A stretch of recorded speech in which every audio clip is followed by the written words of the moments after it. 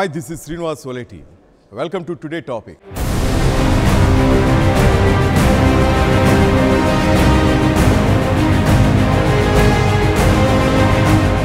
భేరి మోగడానికి సమయం దగ్గర పడింది. షెడ్యూల్ రావడానికి 2-3 వారాలే మిగిలింది. ఈలోగా జనసేన శ్రేణులు ఎన్నికల బరిలోకి పరుగులు పెట్టించడానికి పవన్ కళ్యాణ్ కార్యాచరణలో వేగం పెంచారు. విజయవాడ భేటీలతో వ్యూహరచన మొదలైంది. ఈ సమావేశంలో మేధోమదనం తర్వాత పార్టీ రాజకీయ సైన్యాన్ని ఎన్నికల యుద్ధరంగంలో దింపడానికి ప్రత్యక్ష కార్యాచరణ మొదలవుతుంది. విజయవాడలో తీసుకున్న నిర్ణయాలే వచ్చే ఎన్నికల్లో పార్టీకి దిశానిర్దేశం చేసే అవకాశాలు కనిపిస్తున్నాయి. ప్రజల సొమ్ముతో టీడీపీ ఢిల్లీలో దీక్ష చేపట్టింది. చంద్రబాబుతో పాటు ఇతర నాయకుల వ్యూహాలు మైండ్ గేమ్లు ఎదుర్కోవడానికి కూడా జనసేన సిద్ధం కావాల్సిన అవసరం కనిపిస్తోంది.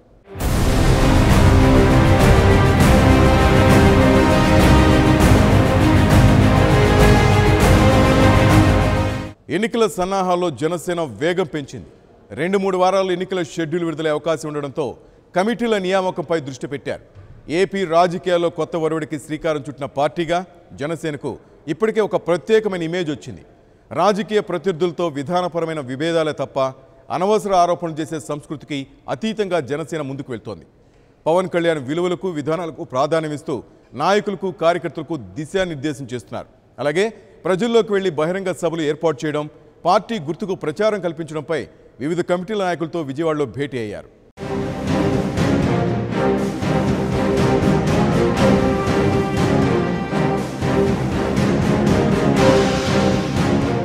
విమర్శలకు బదులు విధానాలు, ఆలోచనలకు బదులు ఆచరణాత్మక రాజకీయాలు, నిందలు వేయడం కాకుండా నిర్మాణాత్మక ప్రతిపక్ష పాత్ర. ఇప్పటి వరకు జనసేన ప్రస్థానం ఇలా ప్రత్యేకంగా సాగింది. ఇక ముందు కూడా ఇదే ఒరవడిని కొనసాగిస్తూ వచ్చే ఎన్నికల్లో ప్రజల మద్దతు పొందడానికి జనసేన అధ్యక్షుడు పవన్ కళ్యాణ్ పార్టీ శ్రేణులను సిద్ధం చేస్తున్నారు. ఎన్నికల వ్యూహరచనలో భాగంగా కమిటీల ఏర్పాటుపై దృష్టి పెట్టారు. ఆయన బహుముఖ వ్యూహంతో ఎన్నికల కార్యాచరణను ముమ్మరం చేశారు. పార్టీ విధానాలను మరింత ముమ్మరంగా ప్రజల్లోకి తీసుకుపోవడం మొదటి వ్యూహం. కేడర్ను ఎన్నికలకు సమాయత్తం చేయడం రెండో వ్యూహం. వివిధ కమిటీల ద్వారా కార్యకర్తలకు ఎప్పటికప్పుడు దిశానిర్దేశం చేయడానికి ఏర్పాట్లు చేయడం మూడో వ్యూహం. సోషల్ మీడియా బృందం జనసేన సిద్ధాంతాలను ప్రజలకు విడమరి చెప్పేలా చూడడం మరో వ్యూహం. తాను సైతం జనంలోకి వెళ్లడం, బహిరంగ సభల ద్వారా ప్రజలకు సందేశం ఇవ్వడం, పార్టీ గుర్తుకు కావలసిన ప్రచారం కల్పించడం ఈ ప్రణాళికలో భాగమే.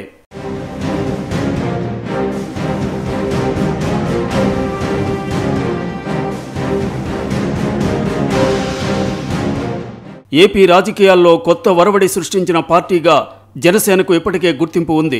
ఊకదంపుడు ఉపన్యాసాలు, అనవసరమైన రాద్ధాంతాలు, అర్థం లేని విమర్శలే రాజకీయాలుగా చెలామణి అవుతున్న రోజులివి. ఇది కలుషిత రాజకీయ ధోరణి అనేది పవన్ కళ్యాణ్ ఉద్దేశం. అందుకే సిద్ధాంతాలు, నిబద్ధత కలిగిన రాజకీయాలకే ఆయన ప్రాధాన్యం ఇస్తున్నారు. ప్రజల సమస్యలపై రాజీ లేని పోరాటాలు చేస్తున్నారు.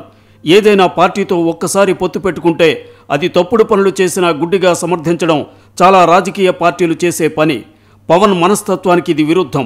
2014లో తాను మద్దతిచ్చి ప్రచారం చేసిన తెలుగుదేశం పార్టీ అధికారంలోకి వచ్చిన తరువాత ప్రజా వ్యతిరేకంగా పనిచేస్తున్నదని భావించగానే ఆయన గళమెత్తారు. తాను మద్దతిచ్చిన పార్టీ కాబట్టి ప్రతి విషయాన్ని గుడ్డిగా సమర్థించలేదు. ప్రజా సమస్యలపై టీడీపీ ప్రభుత్వ నిర్లక్ష్యాన్ని ప్రశ్నించారు. దీంతో టీడీపీకి మిత్రపక్షంగా ఉన్న జనసేన కాస్త ప్రతిపక్షంగా మారింది.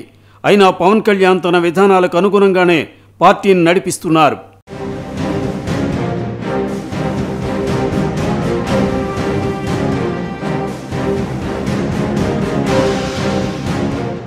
ఉద్దానం బాధితుల సమస్యతో పాటు అనేక అంశాలపై ఆయన పోరుబాటు పట్టారు. ప్రభుత్వ నిర్లక్ష్యాన్ని నిర్మోహమాటంగా నిలదీశారు. ఏ విషయంలోనూ మాటిమాటికి మాట మార్చిన నేతగా ఇప్పటికే గుర్తింపు పొందారు. వివిధ వృత్తులు, రంగాల వారితో సమావేశాల సందర్భంగా కూడా తన విధానాలను వివరించడమే తప్ప ఇతర పార్టీలపై అర్థం లేని ఆరోపణలు చేయడం లేదు. ఇదే క్రమంలో పార్టీ కమిటీల ఏర్పాటుపై ఆయన దృష్టి పెట్టారు. పొలిటికల్ అఫైర్ కమిటీని ఏర్పాటు చేశారు. అలాగే స్క్రీనింగ్ కమిటీని నియమించారు. మహిళా కమిటీల నియామకాలను కూడా పూర్తి చేశారు. ఈ కమిటీలతో విజయవాడలోని పార్టీ కార్యాలయంలో సమావేశం ఏర్పాటు చేశారు. ఎన్నికల షెడ్యూల్ రావడానికి ముందే ప్రజల్లోకి వెళ్లడం, బహిరంగ సభల నిర్వహణ, పార్టీ గుర్తుకు ప్రచారం కల్పించే అంశాలపై చర్చించారు.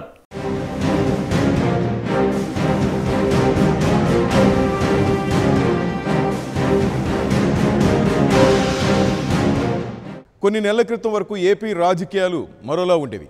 పవన్ కళ్యాణ్ సినిమాల్లో బిజీగా ఉన్న కాలంలో జనసేన కార్యకలాపాలు స్తబ్దుగా ఉండేవి. దీంతో 2019 ఎన్నికల్లో ప్రధానంగా టీడీపీ వైసీపీ మధ్య ముఖాముఖి పోటీ ఉంటుందని చాలామంది భావించారు. సినిమాలకు బదులు పార్టీపై దృష్టి పెట్టాలని పవన్ నిర్ణయించుకున్న తర్వాత పార్టీని బలోపేతం చేసే ప్రయత్నంలో వేగం పెరిగింది. రాష్ట్ర వ్యాప్తంగా క్యాడర్ను విస్తరించుకోవడానికి అనేక కార్యక్రమాలు నిర్వహించారు. సమస్యలపై గళమెత్తడం ద్వారా ఇప్పటికే ప్రజల మద్దతు పొందారు. సిద్ధాంత నిబద్ధత గల పార్టీ ఉన్న ఇమేజ్ని ఓట్ల రూపంలో మలుచుకోవడానికి కసరత్తు ముమ్మరం చేశారు.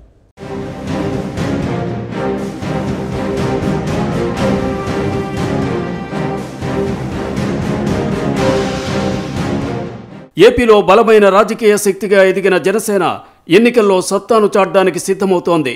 ఇప్పటికే సొంతమైన క్లీన్ ఇమేజ్ని ఓట్ల రూపంలో మలుచుకునే సన్నాహాలను ముమ్మరం చేసింది. 2014 ఎన్నికలకు ముందే పార్టీ స్థాపన జరిగినా ఆనాడు పోటీ చేయలేదు. ప్రతిపక్షాల ఓట్లు చీలవద్దనే ఉద్దేశంతో పోటీకి దూరంగా ఉండాలని పవన్ నిర్ణయించారు. ఏపీ విభజన తరువాత ఆనాటి పరిస్థితుల్లో ఎన్డీఏకు మద్దతునిచ్చారు. కేంద్రంలో బీజేపీ, రాష్ట్రంలో టీడీపీ ప్రభుత్వాలు ఏర్పడితేనే ప్రజలకు మంచి జరుగుతుందనే ఉద్దేశంతో ఈ నిర్ణయం తీసుకున్నారు. అంతేకాదు నరేంద్ర మోదీ, చంద్రబాబులతో కలిసి ప్రచారం కూడా చేశారు.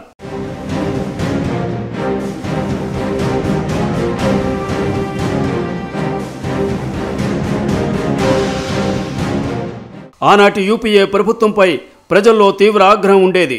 రాష్ట్రంలోని కాంగ్రెస్ పైన జనం కోపంతో ఉన్నారు. అశాస్త్రీయంగా కనీసం రాజధాని లేకుండా రాష్ట్ర విభజన చేయడంతో కాంగ్రెస్పై కోపంతో ఆంధ్రులు రగిలిపోయారు.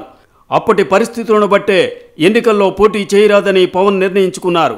దేశవ్యాప్తంగా వీచిన మోదీ గాలి, కాంగ్రెస్పై వెల్లువెత్తిన వ్యతిరేకత, పవన్ ప్రచారం ఫలితంగా ఏపీలో టీడీపీ అధికారంలోకి వచ్చింది.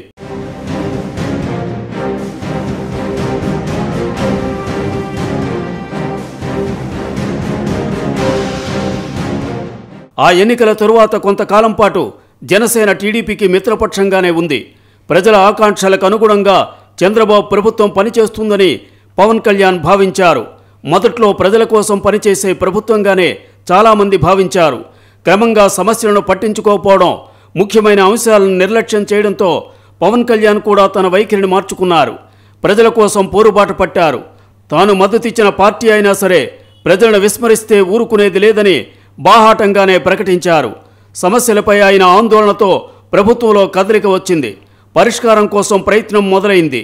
ఇదే జనానికి జనసేనను చేరువ చేసింది. అయితే ఫుల్ టైం రాజకీయ నాయకుడిగా పవన్ జనసేనకు సమయం ఇవ్వలేదు.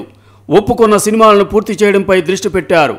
ఆ తరువాత పార్టీని బలోపేతం చేయడం ద్వారా వచ్చే ఎన్నికల్లో బరిలోకి దిగడానికి పూర్తిస్థాయి క్రియాశీలక నాయకుడిగా యాక్షన్లోకి దిగారు. ఆ తరువాతే జనసేన జోరు పెరిగింది. ఉద్దానం సమస్యపై పోరాటంతో జనసేన ఇమేజ్ పెరిగింది. కవాతుకు తరలి రావాలని పవన్ ఇచ్చిన పిలుపుతో వేలాది మంది కదం తొక్కారు. అప్పుడే జనసేన సత్తా మరోసారి అందరికీ తెలిసింది.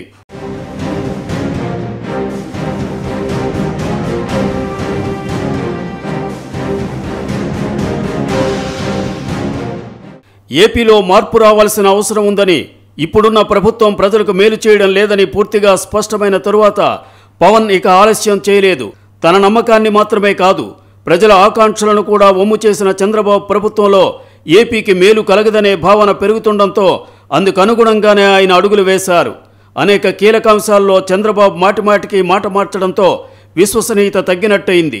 ఈ సమయంలో సరైన దిశగా రాష్ట్రాన్ని నడిపించడానికి ప్రభుత్వం మారాల్సిన అవసరాన్ని ఆయన గుర్తించారు. కేవలం ఒక కులాన్నో మతాన్నో నమ్ముకోకుండా భారతీయుడిగా అన్ని కులాలకు ఆప్తుడిగా ఆయన రాజకీయాలు చేస్తున్నారు.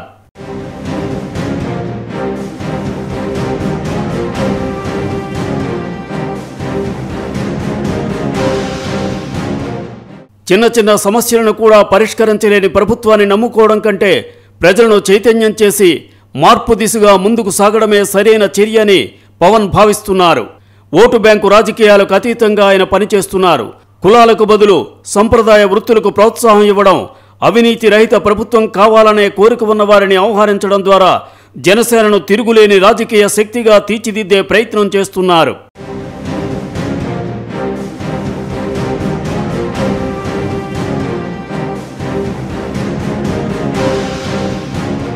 చంద్రబాబు వల్ల ఆంధ్రప్రదేశ్కి మేలు జరగదని పవన్ కళ్యాణ్ తుది నిర్ణయానికి రావడానికి చాలా కారణాలున్నాయి. ఒక రకంగా ఇందుకు చంద్రబాబే కారణం.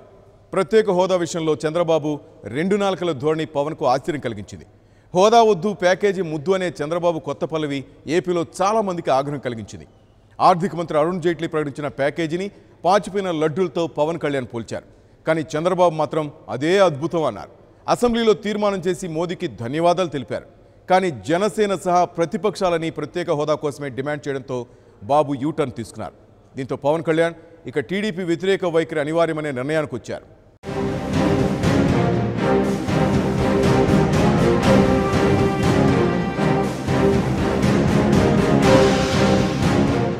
ఏపీ ముఖ్యమంత్రి చంద్రబాబు తీరుకు వ్యతిరేకంగా పవన్ కళ్యాణ్ గళమెత్తడానికి ఓ ముఖ్య కారణం ఉంది. ఏపీకి విభజన చట్టం ప్రకారం రావాల్సిన ప్రయోజనాలను సాధించడంలో బాబు విఫలమయ్యారు. ప్రత్యేక హోదా విషయంలో పదే పదే యూటర్న్ తీసుకున్నారు. మొదట్లో ప్రత్యేక హోదా కోసం బాబు డిమాండ్ చేశారు. దాని గురించే మాట్లాడారు. విభజన హామీల అమలు కోసం ప్రయత్నాలు చేస్తున్నట్టే కనిపించారు. కానీ ఆ తరువాత పరిస్థితి మారింది. బాబు చిత్తశుద్ధి ప్రశ్నార్థకంగా మారింది.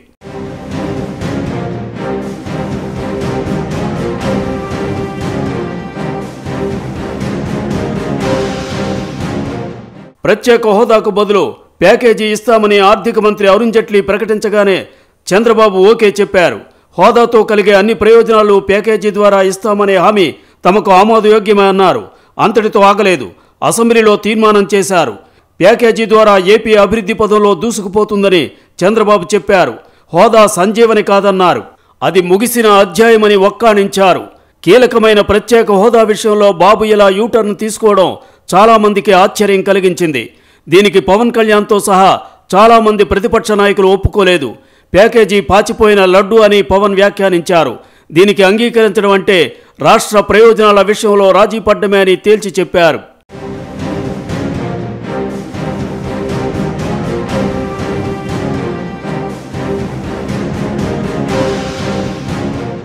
ప్రతిపక్షాలన్నీ ముక్త కంఠంతో ప్రత్యేక హోదా కోసం డిమాండ్ చేయడంతో బాబు మళ్లీ యూటర్న్ తీసుకున్నారు.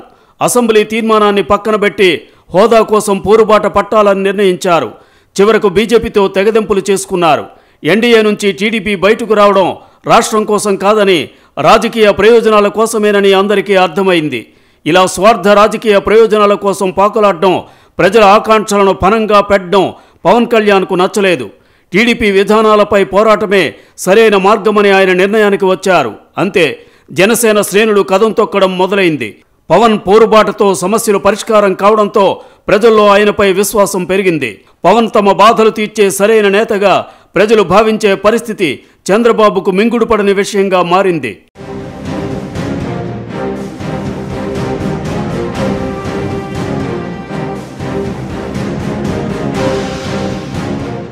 చంద్రబాబు కోసం కాకుండా ప్రజల బాగు కోసమే ముందుకు వెళ్లాలని పవన్ కళ్యాణ్ నిర్ణయించుకున్న తరువాత పార్టీని బలోపేతం చేయడంపై పూర్తిగా దృష్టి పెట్టారు.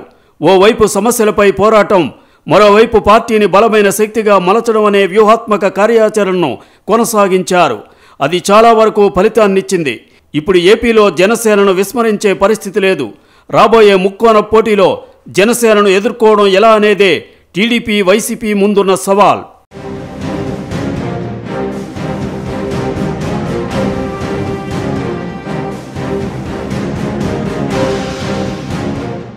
విజయవాడలో సమావేశాల ద్వారా పార్టీ నేతలకు పవన్ కళ్యాణ్ దిశానిర్దేశం చేశారు. రాబోయే ఎన్నికల్లో గెలిపే లక్ష్యంగా వ్యూహరచన మొదలుపెట్టారు. పార్టీతో పాటు గుర్తుకు కూడా విస్తృత ప్రచారం కల్పించడానికి కార్యాచరణ రూపొందించారు. ప్రజల్లోకి వెళ్లడం, సభల ద్వారా సందేశాన్ని వ్యాపింపజేయడానికి తీసుకోవాల్సిన చర్యలపైన పొలిటికల్ అఫైర్స్ కమిటీతో చర్చించారు.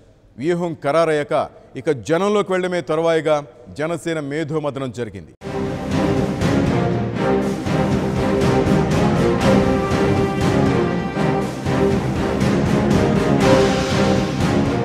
విజయవాడ వేదికగా జనసేన వ్యూహాత్మక సమావేశం చాలా కీలకమైంది. పొలిటికల్ అఫైర్స్ కమిటీ భేటీలో అనేక అంశాలను చర్చించారు. వచ్చే ఎన్నికల్లో గెలిచి తీరాలంటే ఏం చేయాలనే దానిపై విస్తృతంగా చర్చించారు. వ్యూహరచన కసరత్తు చేశారు. ప్రజల్లో ఇప్పటికే ఏర్పడిన ఇమేజ్ని ఎన్నికల్లో విజయ సాధనంగా మలచడం ఎలా అనే దానిపై నేతలు విపులంగా చర్చించారు. సమావేశంలో ఖరారు చేసిన వ్యూహానికి అనుగుణంగా తదుపరి కార్యాచరణ కోసం రంగం సిద్ధమైంది.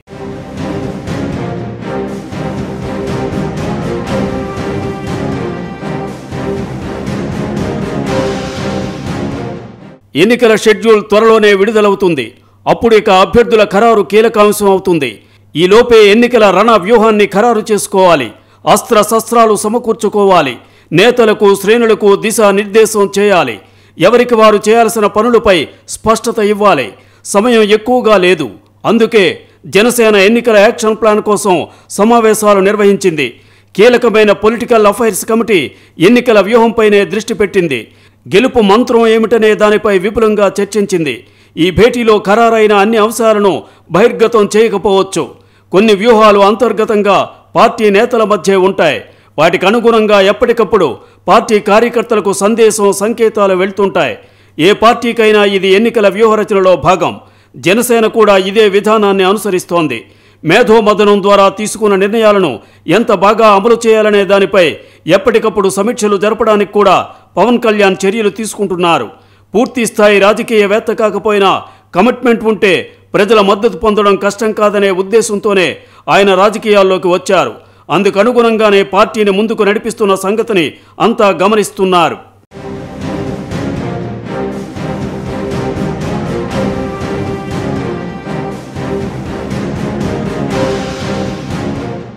ఎన్నికల్లో పోరాడడం అంటే ప్రత్యర్థుల వ్యూహాలను పసిగట్టడం, చిత్తు చేయడం కూడా ముఖ్యమే. అవతలి వాళ్ళు మైండ్ గేమ్ ఆడుతుంటే చేతులు ముడుచుకుని కూర్చోవడం సాధ్యం కాదు. జనసేనతో పొత్తు విషయంలో ఇప్పటికే టీడీపీ మైండ్ గేమ్ ఆడింది, ఒత్తిడికి ప్రయత్నించింది. కానీ పవన్ కళ్యాణ్ అత్యంత ఘాటుగా, సూటిగా స్పందించడంతో టీడీపీ నేతలు వెనక్కి తగ్గారు. వామపక్షాలతో మినహా మరే పార్టీతో పొత్తు ప్రసక్తే లేదని ఆయన ఇప్పటికే స్పష్టంగా ప్రకటించారు. ఆయన దృఢ వైఖరి కూడా ప్రజలను ఆలోచింపచేస్తోంది.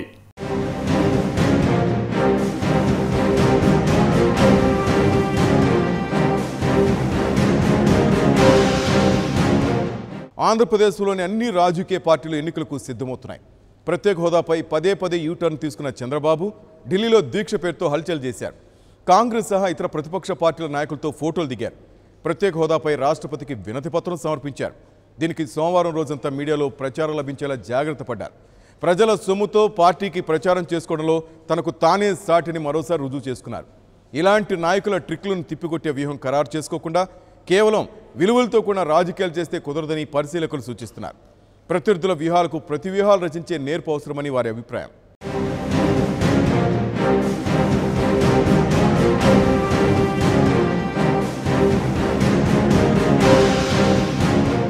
రాజకీయాలు రకరకాలు. చిత్తశుద్ధితో చేసే రాజకీయాలు ఇప్పుడు ఎక్కువగా కనిపించే పరిస్థితి లేదు. అవకాశవాద రాజకీయాలు లేదా విలువలను పట్టించుకొని రాజకీయాలే అధికంగా కనిపిస్తున్నాయి. ముఖ్యంగా ప్రజల ప్రయోజనాలపైన, ప్రత్యేక హోదాపైన రాజీ పడిన నేత చంద్రబాబు ఢిల్లీలో సందడి చేశారు. దీక్ష పేరుతో హల్చల్ చేశారు.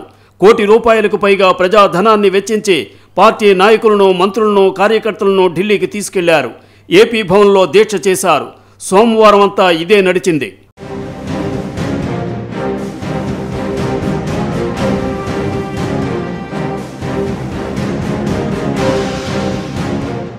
మంగళవారం రాష్ట్రపతి భవన్ వరకు ర్యాలీగా వెళ్లారు.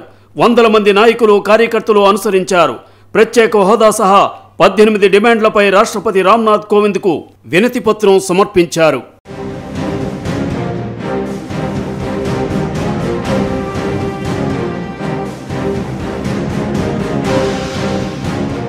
ప్రత్యేక హోదాపై చంద్రబాబు పదే పదే యూటర్న్ తీసుకున్నారు.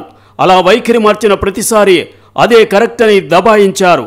దానికి విరుద్ధంగా మరో నిర్ణయం తీసుకున్నాక అదే రైట్ అని మళ్లీ దబాయింపు స్టేట్మెంట్లు ఇచ్చారు. ఢిల్లీ వేదికగా టీడీపీకి ప్రచారం పొందడంలో ఆయన సఫలమయ్యారు. జరిగింది పార్టీ కార్యక్రమం, ఖర్చు చేసింది ప్రజాధనం. ఇలాంటి రాజకీయాలను ఎదుర్కోవడానికి పవన్ కళ్యాణ్ తగిన వ్యూహరచన చేయడం తప్పనిసరని పరిశీలకులు సూచిస్తున్నారు.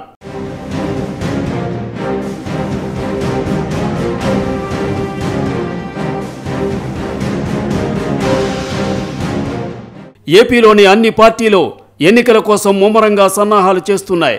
ప్రధాన ప్రతిపక్షం వైసీపీ చంద్రబాబును టార్గెట్ చేయడమే లక్ష్యంగా ముందుకు పోతోంది. ప్రత్యేక హోదాతో పాటు అనేక అంశాల్లో బాబు వైఖరిపై వైసీపీ నేతలు విరుచుకుపడుతున్నారు. అలాగే కాంగ్రెస్, బీజేపీ నేతలు కూడా ఎన్నికలకు సిద్ధమవుతున్నారు.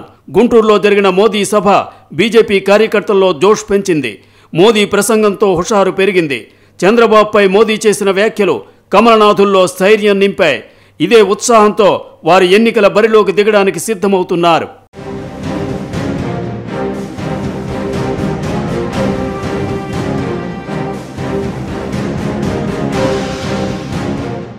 కమిటీల ఏర్పాటు తర్వాత కార్యాచరణ దిశగా జనసేన అడుగులు వేస్తోంది. విజయవాడలో ఏర్పాటు చేసిన కీలక సమావేశం ఆ పార్టీ శ్రేణులకు దిశానిర్దేశం చేయనుంది. విలువలతో కూడిన రాజకీయాలతో పాటు ప్రత్యర్థుల కుయుక్తులను తిప్పికొట్టే మెళకువలను కూడా పవన్ కళ్యాణ్ అలవర్చుకోవాలనే పరిశీలకుల సూచన కూడా ఆలోచింపతగిద్దే. ఈ దిశగా ఆయన ఎలాంటి చర్యలు తీసుకుంటారో వేచి చూడాల్సిందే.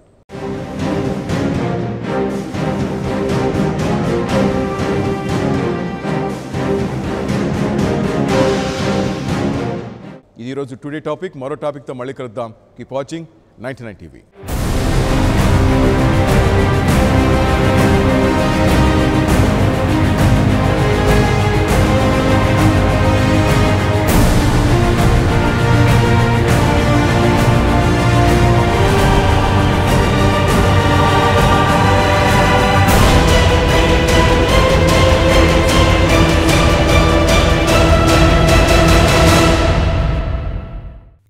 For more updates, please subscribe 99 TV Telugu.